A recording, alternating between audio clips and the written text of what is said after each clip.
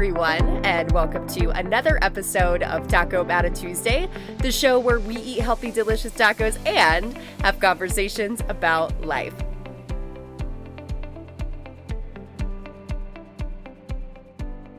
It's not about changing who you are. It's about embracing and celebrating who you already are. Let your glow up be a journey of self-love rather than one of insecurity. That is what we're going to talk about on the podcast today, is stepping out of insecurity, stepping out of those tougher, dark moments, maybe where you feel like you're just trudging through the mud, to find your glow up again, to find your light, your joy, and your happiness again. But before we talk about that, let's go ahead and talk about the taco of the week. So I was at Whole Foods this weekend. I actually was having dinner there, and I looked past, which, by the way, if you don't go to Whole Foods and look at their really fun clearance section, you're doing Whole Foods wrong. Just saying, because they put a lot of really good stuff on their clearance section. And I actually found this, I don't want to say it's homemade because it's obviously not homemade, but I found this pre-made taco filling that I really wanted to try. And so it is from the company called Somos, and they brand themselves as the food from the heart of Mexico. Their story is actually really interesting. But what this is for the taco this week is pico de gallo tacos, not pico, pea, which is basically pea protein. So it is a plant-based taco filling with vegetables in it. I obviously spiced it up with a couple more of my specific vegetables that I like to have for a little bit of extra crunch and flavor. But here's why I love this, you guys. It's not just for the taste, but it's also for the ingredients. In the ingredients, this is it: green tomatillos, hydrated pea protein, potatoes, onion, olive oil, serrano peppers, cilantro, sea salt, garlic powder, cumin, and ground bay leaves. That is it.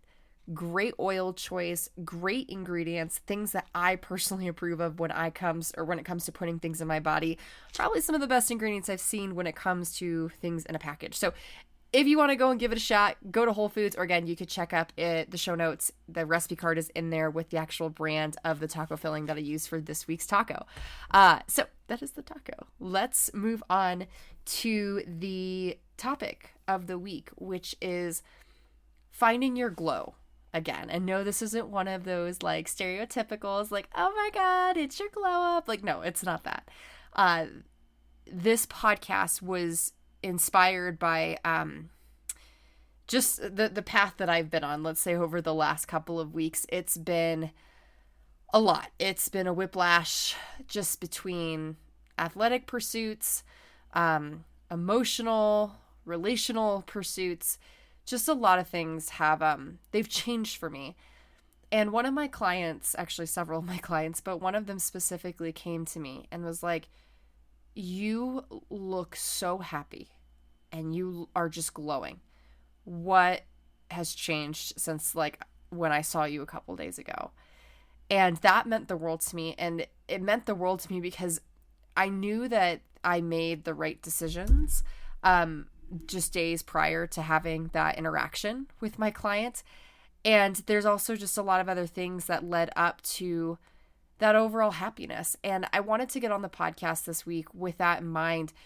For those of you that are maybe feeling stuck, again, a little bit in the mud, you're feeling a little lost, whatever it might be for your current season of life, if you're trying to find your light and that glow to you again, I just want to walk you through a couple of things that can get you back to feeling and being yourself again, the person that you love. And I also want to share this too before I get into the bulk of this, is it is totally human of you to not be 100% right now.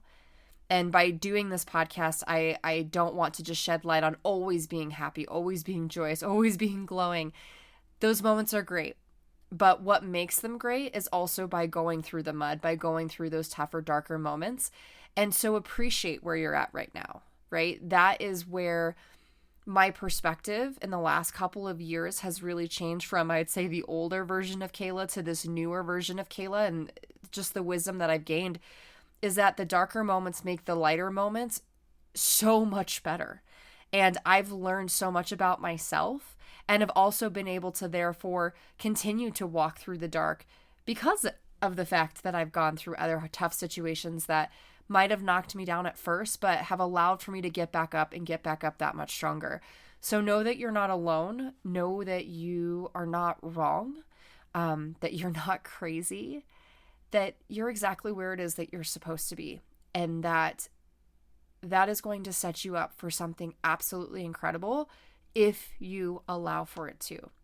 And we'll just jump right in from there. One of the ways that you're going to allow for this moment to build you is first by getting really quiet. Being able to find some peace and some solitude. And I get it. Some of you are maybe parents and don't get that a lot. Maybe you're working 24/7, which is a whole different sort of conversation, right?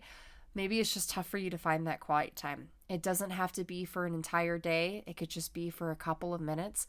But be intentional about just getting quiet. In fact, one of the things that I love that myself and my partner have started doing recently is we've started to shut off the radio in the car. And sometimes we'll talk. Actually, most of the time we're talking. But just being in the car for however long you are in there for, just to like be silent and not listen to the radio or podcast or whatever.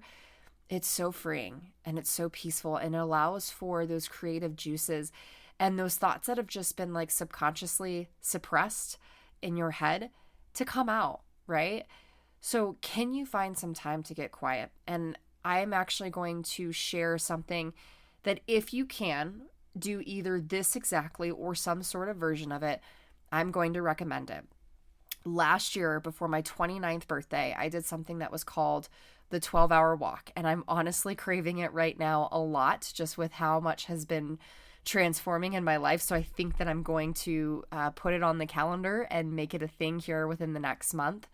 But if you've never heard of it before, go search up Colin O'Brady on the internet or on social media. You might even search him up on podcasts, whether it's Apple Podcasts or Spotify, wherever you're listening from. And you will find just incredible stories about this man and the things that he's overcome. But one of the things that he really impacted me personally with was his book called The 12-Hour Walk. And it was this idea when COVID came and hit that a lot of us were super depressed and lost.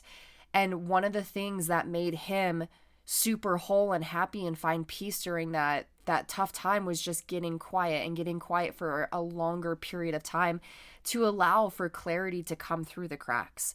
And so that's what the book is built about. And so the 12-hour walk is exactly what you think it is. You set a timer for 12 hours and you go out and you just be. No people interactions. I mean, granted, let's say like I went hiking and there was, of course, some people interactions, like, you know, smiling and saying hello here and there, but no phones, no social media, no nothing. It is just you and your thoughts and nature, which I personally really enjoyed. So maybe that's something that you can do, whether it's a 1-hour walk, whether it's a 6-hour walk. What can you accommodate for you? And knowing that you absolutely deserve that. I'm giving you that confidence right now that you absolutely 100% deserve that. It is your freaking right to have that time to yourself. And what you could uncover from just those moments, I'm telling you, when I did that, it was absolutely life-changing. And if you want to hear more about what it is that I uncovered, go to last season. And around the May timeframe, you will see the episode on the 12-hour walk. I think it was like the life-changing something. You'll see it. Trust me, you can't miss it. But absolutely awesome episode. And more importantly, even more awesome experience that I hope that you can find yourself upon. So that's the first thing, and being able to find your glow again. The second thing is being able to adjust your internal thermostat. And the example that I want to give from this is not my own example. It actually came from Ed Mylett, who wrote the book, The Power of One More. And just listening to a lot of his work, he talks about this thing called the internal thermostat. And I've talked about it once or twice on the podcast, but think about it as like your thermostat in your home and what's going on outside. It could be the most beautiful sunny day with all of the right things happening around your home, right? But on the inside, it is freaking cold, like 30 degrees cold, right? All of these things, you could open up a window, you could open up a door, that air, that wonderful heat and sunshine can shine in. But no matter what, it's always that bitter 30 degrees cold. And why is that? Well, because the internal thermostat is set to that. And so I want you to think of that in terms of how that relates to real life. If all of these good, amazing things are happening for you, but you're not able to see it because your internal thermostat is set to, I don't deserve this, I don't believe in myself, I'm not worthy of this, you're never going to get the opportunity or the chance to actually appreciate that or to see from that perspective of how life is showing up for you in that moment. And so this is a call to seeking out what is your internal thermostat set to right now. And one of the best ways to do this, again, is to not only get quiet, but to journal, to take an audit of your most recent thoughts. What has been going on inside of your head? Those things alone are going to be able to give you some guidance on what's serving you and what's not serving you. What are the areas of your life that you need to go and maybe take some time to address, some decisions that you need to make, some actions that you need to take. So get quiet enough and listen to your thoughts, do that audit, right? And then from there, it's being able to take the action. And the action, you guys, is where everything happens. If you want to truly adjust your internal thermostat, it starts with believing that you are worthy enough to have it. And I can tell you, as someone that has struggled all of her life with feeling like she is enough in every single capacity, from dance to my friends, I mean, literally everything, I've struggled with just being enough. The way that you are able to start to shift that is by keeping your promises to yourself. And at first, it's going to feel really hard, but that's where you start small. You start small with the things like making your bed, like doing the little things as far as, I want to journal every day, or I want to go on a walk every day, right? The moment that you start to show up for yourself and those promises is the moment that your brain starts to recognize, I've got my own back. I am 100% worthy of these things that are coming to me. And so that is going to be your next action item, right? Is after you understand your thoughts and where it is that you need to spend your time, how can you create these tiny promises and these tiny actions that are very realistic and sustainable to help you start showing up for yourself, to keep those promises to yourself, and therefore shifting those beliefs that are telling you that you are not enough and that you are not worthy, because my friend, you 100% are. The next thing as far as finding your glow is eliminating distractions and going back to the basics. This is a call to doing not only a brain audit, right, a thought audit, but doing a time audit. Where are you spending your time? Where are you spending your energy? Go through last week's schedule. Go day by day. I promise it's going to be worth it. You might say that you want one thing, but where you're spending your time is not indicative of that. It does not show proof that that's what it is that you really want or what's really important to you. Other things to think about is shifting from complexity to simplicity, because complexity is the thief of success. It is the thief of freaking joy. I can tell you that much. So what are things in your life that maybe you've created to be a little bit more complex than they need to be? And you just need to step back into simplicity and know that the simple way is not the wrong way, and it's not the lazy way, but it's the way that works best for you in this current season of life. And another thing to think about is finding ways to delegate so that you can free up yourself, your time, and your energy for the things that truly matter. So how can you eliminate distractions and start to go back to those basic things that truly make you whole, that help you find that peace? The next thing, and this is where the game changer came for me, was making tough decisions. Through all of this, you guys, there's going to be moments of crossroad. And a week or two ago, I was at one of those crossroads where you have so much love and care and concern for certain individuals in your life.